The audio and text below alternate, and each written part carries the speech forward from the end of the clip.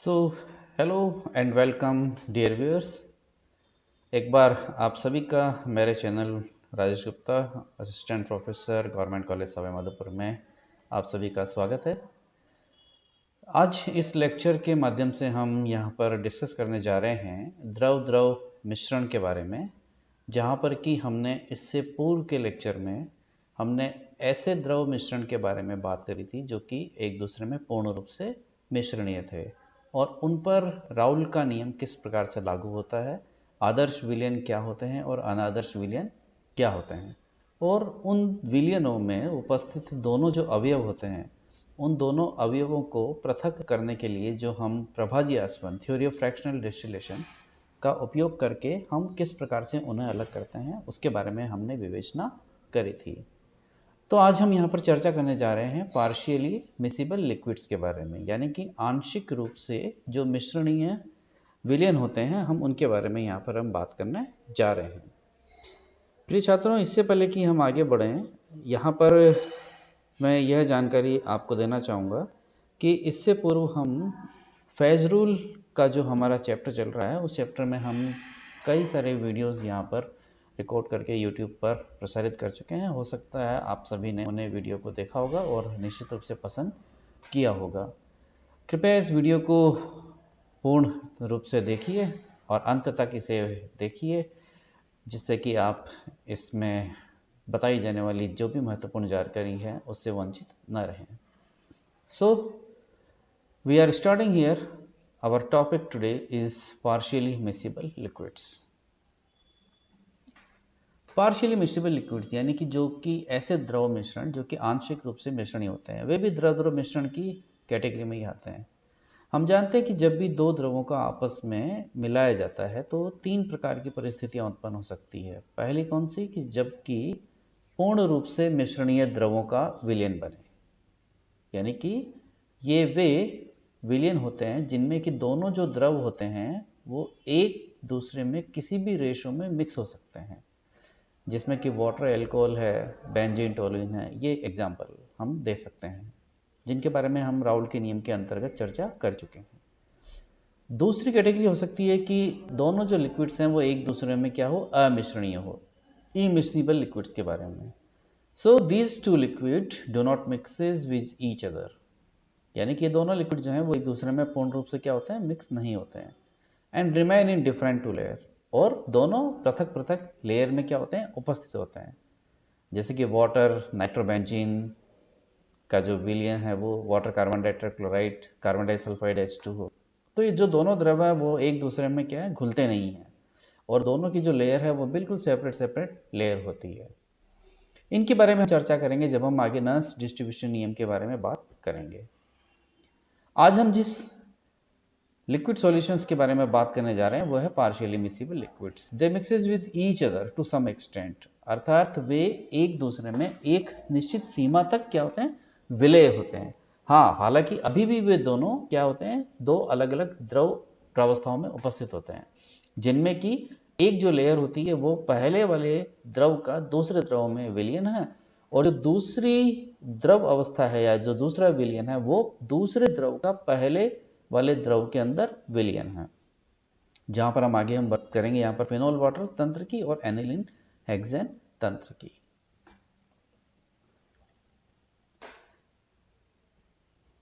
प्रिय छात्रों, जब भी हम दो द्रवों का आपस में एक दूसरे में मिक्स करते हैं तो कुछ समय पश्चात उनकी जो विलयता है वो पूर्ण होकर के इस लेवल पर आ जाती है कि वे दो अलग अलग क्या लेयर्स के रूप में नजर आते हैं। These two layers are the solution of one another, यानी कि ये जो दोनों लेयर हैं वो अपने आप में एक द्रव का दूसरे द्रव के अंदर विलयन वाली लेयर होती है। कैसे, फर्स्ट लेयर यदि है कोई तो उसका मतलब है कि वो विलयन है किसका, प्रथम द्रव का दूसरे पे, और दूसरी जो लेयर है वो क्या है, वास्तव में वो विलयन है किसका, द्वितीय द्रव का प्रथम विलयन में। यानी कि मान लिया कि फिनोल वाटर सिस्टम है, तो फिनोल और वाटर में, यानी कि वाटर में हम फिनोल धीमे धीमे जैसे जैसे ऐड करेंगे तो एक सीमा तक तो फिनोल क्या होगा, जल में विलय हो जाएगा। लेकिन जैसे ही उसकी उस ताप पर संतृप्तता पूर्ण हो जाएगी तो वो क्या होगा, एक सेपरेट लेयर के अंदर पृथक हो जाएगा वो पूरा का पूरा विलियन, यानी कि दो लेयर्स हमें नजर आ जाएंगी। तो एक लेयर तो क्या होगी, एक लेयर वो होगी जिसमें कि फिनोल का जल में विलयन होगा, तो दूसरी लेयर कौन सी होगी, जल में फिनोल का विलयन होगा। अर्थात यूं कह सकते हैं हम इसे, या यूं समझ सकते हैं इसे हम, कि जो भी कंस्टिट्यूट यानी कि जो भी अवयव अधिक मात्रा में है वो विलायक हो गया, और जो अवयव कम मात्रा में है वो विलय हो गया। These two solution are called as conjugate solution. इन दोनों विलयनों को हम क्या कहते हैं, conjugate solution कहते हैं। The solubility of these solution, इन विलयनों की जो विलयता होती है वो ताप से प्रभावी होती है। अर्थात एक दूसरे में उनकी जो विलयता है, mutual solubility of both the liquids changes with the change in temperature, यानी कि ताप के साथ साथ उनकी जो विलयता होती है वो क्या होती है, प्रभावित होती है। Therefore, these type of liquid solutions are classified into three categories. इसलिए इन विलयनों को हम तीन क्या है श्रेणी के अंदर विभक्त कर सकते हैं। पहली कौन सी, ऐसे विलयन जो कि अपर CST वाले होते हैं, यानी कि अपर क्रिटिकल सॉल्यूशन टेम्परेचर होते हैं, अर्थात इनकी जो आपसी विलयता है वो ताप में वृद्धि के साथ बढ़ती चली जाती है। दूसरा कौन सा, solution with lower critical solution temperature, अर्थात ऐसे विलयन जिनमें कि उन दोनों द्रवों की आपस की जो विलयता है वो ताप में कमी के साथ बढ़ती जाती है, यानी कि जैसे जैसे हम ताप में कमी करेंगे वैसे वैसे उनकी विलयता क्या होती है, बढ़ती चली जाती है। इसके विपरीत कुछ ऐसे सॉल्यूशन होते हैं जिनमें कि अपर एंड लोअर CST दोनों मिलते हैं, अर्थात ताप में आप वृद्धि करो या कमी करो, उनकी जो म्यूचुअल सोल्युबिलिटी है वो क्या होगी, इंक्रीज होती चली जाएगी। तो ये जो तीनों कैटेगरी है, solution with upper CST, solution with lower CST and upper and lower CST के बारे में हम यहाँ पर एक एक करके चर्चा करेंगे। तो सबसे पहले हम बात करने जा रहे हैं यहाँ पर सॉल्यूशन विद अपर CST, अर्थात ऐसे विलयन जिनमें कि उनकी जो विलयता है आपसी वो ताप में वृद्धि के साथ क्या होती है, बढ़ती चली जाती है। These are the partially miscible liquid solution, ये वे partially miscible आंशिक रूप से मिश्रणीय द्रव विलयन हैं जिनमें कि उनकी जो आपसी विलयता है दोनों द्रवों की वो ताप में वृद्धि के साथ क्या होती है, बढ़ती चली जाती है। तो एट ए सर्टेन टेम्परेचर, अर्थात एक निश्चित ताप होगा या उसके ऊपर के ताप पर, दे कंप्लीटली मिसिबल, वे आपस में पूर्ण रूप से क्या होंगे, एक दूसरे में मिश्रणीय होंगे। इन एनी प्रपोर्शन, किसी भी संगठन में वे आपस में क्या होंगे, एक दूसरे में पूर्ण रूप से मिश्रणीय होंगे। दिस टेम्परेचर, ये temperature is known as the consolute संविलयन ताप या उच्च संविलयन ताप, अपर कॉन्सोलेट टेम्परेचर के नाम से जाना जाता है। Such solution are therefore called as upper CST having solution, इसीलिए ऐसे सॉल्यूशन को हम क्या कहते हैं कि उच्च संविलयन ताप रखने वाले विलयन कहलाते हैं।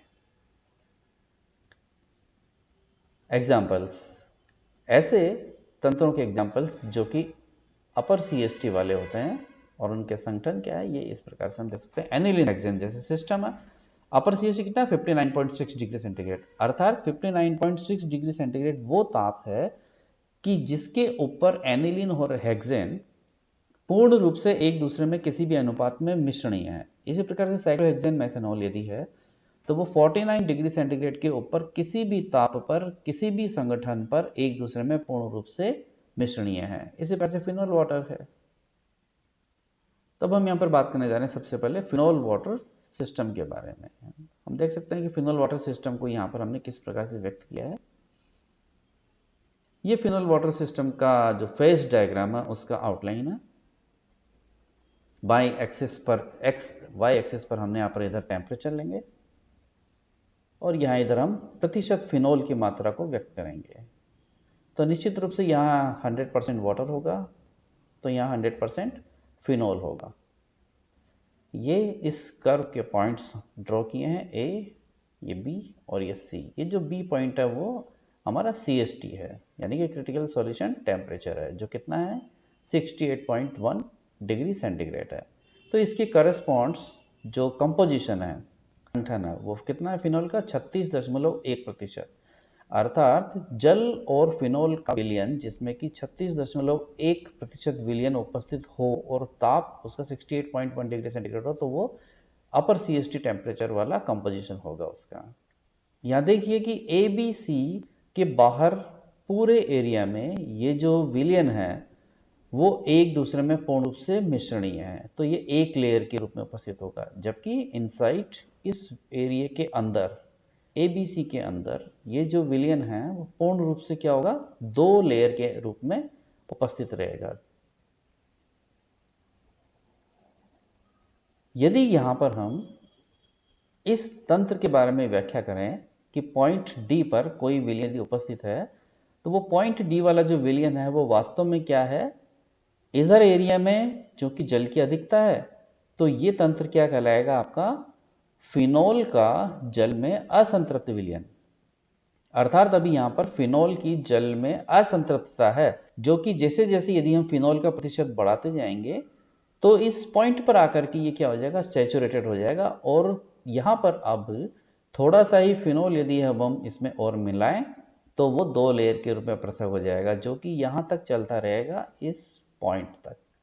इस पॉइंट पर आकर के क्या हो जाएगा, फिनोल की सैचुरेशन लेवल वापस से वाटर के अंदर इंक्रीज होगी, या यूं कहिए अब कि वाटर की सैचुरेशन लेवल जो है वो फिनोल में मैक्सिमम है। यदि हम इसे ई पॉइंट से ड्रॉ करना चाहें तो हम देख सकते हैं कि ई पॉइंट क्या है, एक्चुअली में unsaturated solution of water in phenol, यानी कि यहां पर ये जल का फिनोल में असंतृप्त विलयन है।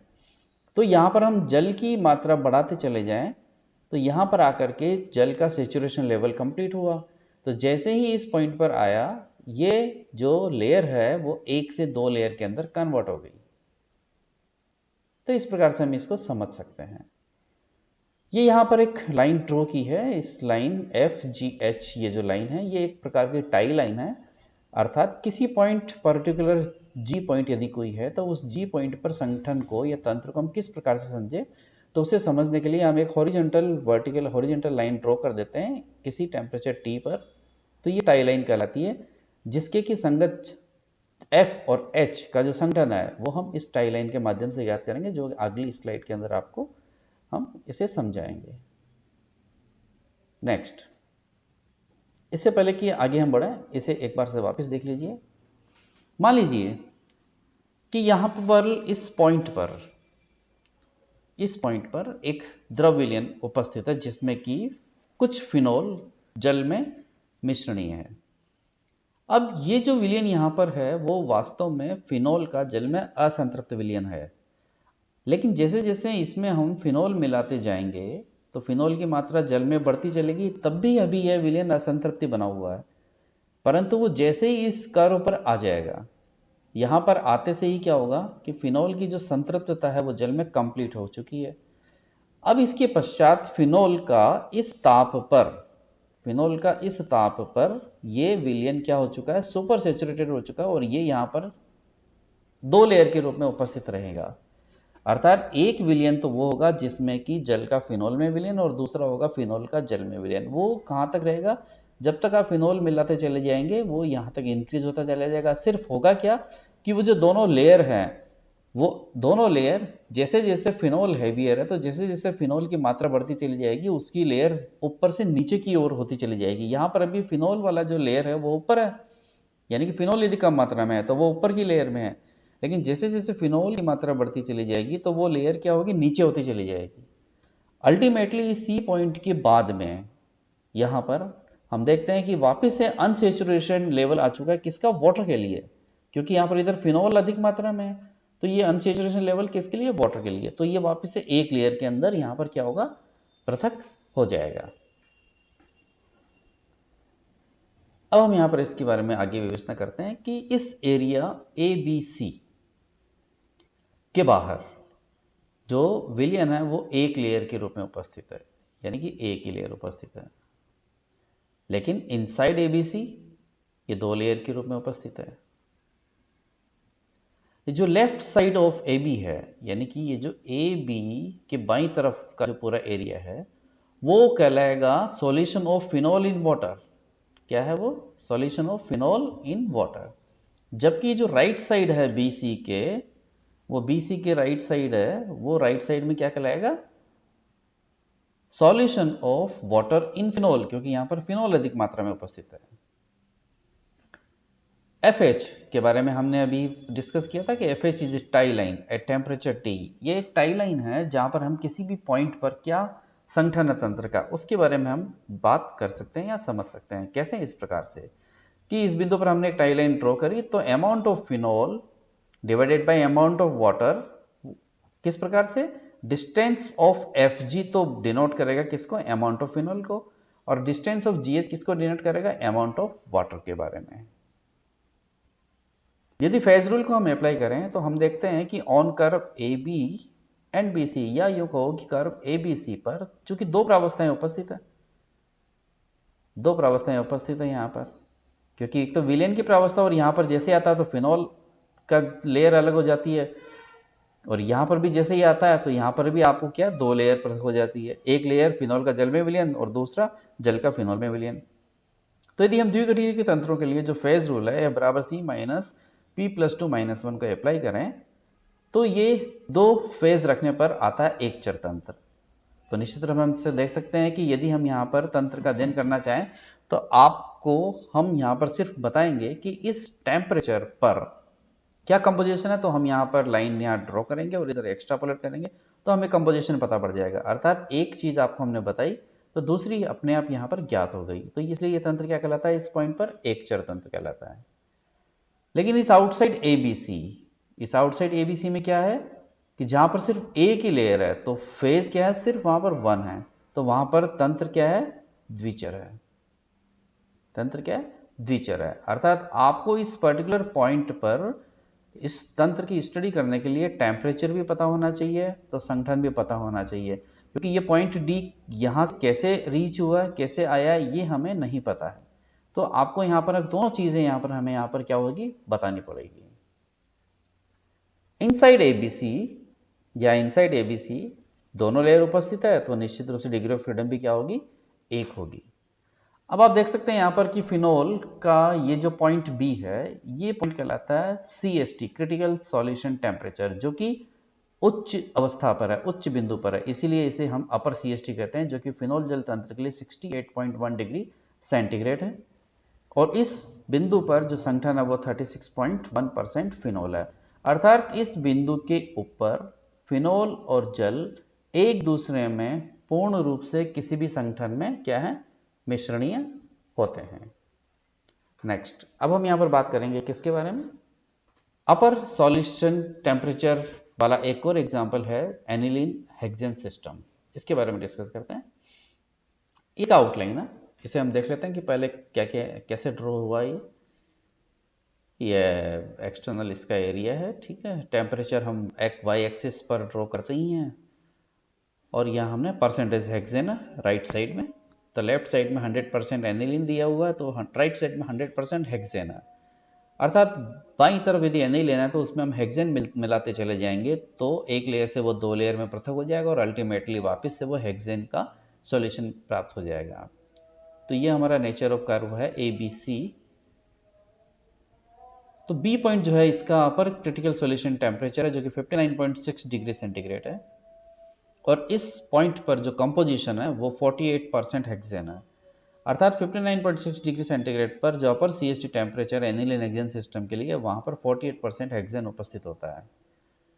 जैसा कि हम डिस्कस कर चुके हैं फिनोल वाटर में भी कि ABC लेयर के जो बाहर है वो तंत्र एक चर होता है, एक लेयर के रूप में उपस्थित, एक चर नहीं द्विचर होगा, लेकिन वो एक लेयर के रूप में उपस्थित होगा। और ABC के अंदर जो तंत्र है वो क्या है? दो लेयर के रूप में उपस्थित होगा। ये दो पॉइंट जैसा कि हम डिस्कस किया था फिनोल वाटर में भी, D और E, तो D का मतलब हम समझ सकते हैं कि इस एरिया में पर्टिकुलरली यहाँ पर क्या है कि चूंकि एनिलीन यहाँ पर अधिक मात्रा में है और हेक्सेन का मात्रा में है, तो ये हेक्सेन का असंतृप्त विलयन है। और इसी प्रकार से यहाँ पर हेक्सेन अधिक मात्रा में है और एनिलीन का मात्रा में है, तो यहाँ पर ये क्या है? एनिलीन का असंतृप्त विलयन है। ये हमने टाई लाइन FGH जो ऑलरेडी फिनोल वाटर में हम डिस्कस किया हमने, FGH टाई लाइन, जहां पर कि G बिंदु पर यदि हमें संगठन ज्ञात करना हो तो हम इन दोनों की जो डिस्टेंस है FG एंड GH, FG की डिस्टेंस हमें व्यक्त करेगी हेक्सेन के बारे में और GH की डिस्टेंस हमें व्यक्त करेगी एनिलीन के बारे में। ए टेम्परेचर T, ये टाई लाइन किस टेम्परेचर पर? किसी ताप T पर है। अब हम यहाँ पर एक अनदर इंटरेस्टिंग चीज के बारे में डिस्कस करेंगे, ये PQRS कर्व के बारे में, ये जो नेक्स्ट स्लाइड के अंदर इसमें हम चर्चा करेंगे। एक और हम यहाँ पर डिस्कस करेंगे PY और ZS पॉइंट के बारे में। फिर हम डिस्कस करेंगे कर्व L, M और N के बारे में। फिर हम डिस्कस करेंगे यहाँ पर X और B पॉइंट के बारे में। तो ये एनिलीन हेक्सेन का फेज डायग्राम है, जिसके बारे में हम आगे शॉर्ट में यहाँ पर विवेचना करते हैं। देखिए, ये हमें पता है कि outside ABC 1 layer only, clear, no doubt. Inside ABC 2 layer, no doubt again. Left side of AB is a solution of hexane in aniline, यानी कि ये अनसैचुरेटेड सॉल्यूशन ऑफ हेक्सेन है, क्लियर। तो राइट साइड जो है हमारी वो क्या है, BC की राइट साइड क्या है, एनिलीन का सॉल्यूशन है, किसमें, हेक्सेन में, क्लियर। क्योंकि हेक्सेन अधिक मात्रा में है तो ये एनिलीन का सॉल्यूशन है हेक्सेन में, यानी कि यहाँ पर अनसैचुरेटेड सॉल्यूशन ऑफ हेक्सेन है, clear. FH again is a tie line at temperature T, जिसका की कंपोजिशन को हम इस प्रकार से कैलकुलेट कर सकते हैं कि that amount of hexane divided by amount of aniline will be demonstrated as amount of hexane will be given by distance of Fg and aniline will be given by distance of Fg. On curve AB and BC again there are two phases, so number of degrees of freedom will be 1. Outside ABC only one layer, so degrees of freedom will be 2. Inside ABC number of phases are 2, so degrees of freedom again 1. Now curve AB is actually a solubility curve for hexane in alanine, clear। कैसे हैं, AB वास्तव में क्या व्यक्त करता है, hexane में aniline की सॉल्युबिलिटी की व्यक्त करता है अलग अलग ताप पर। कैसे हैं कि जैसे ये ताप है, तो इस ताप पर यदि हम देखें तो एनिलीन में हेक्सेन का जो प्रतिशत है वो इस बिंदु पर यदि मान लिया 10% है, तो इस बिंदु पर बढ़कर के 15-20% हो गया। तो इस ताप पर बढ़कर के और भी अधिक हो गया, और इस ताप पर बढ़कर के और भी अधिक हो गया, और 59.6 डिग्री सेंटीग्रेड पर बढ़कर के कितना हो गया, 48% हेक्सेन। तो AB वास्तव में हेक्सेन का एनिलीन में विलेयता वक्र है। इसी प्रकार से BC क्या है, हेक्सेन में एनिलीन का विलेयता वक्र है। तो BC is a solubility curve for aniline in hexane. तो BC कर्व क्या क्या बताएगा यहां पर आपको, हेक्सेन में एनिलीन की विलेयता को बताएगा यहां पर। अब इंपॉर्टेंट चीज, nature of curve on line PQRS, यहां पर हमने ड्रॉ किया हुआ ये PQRS।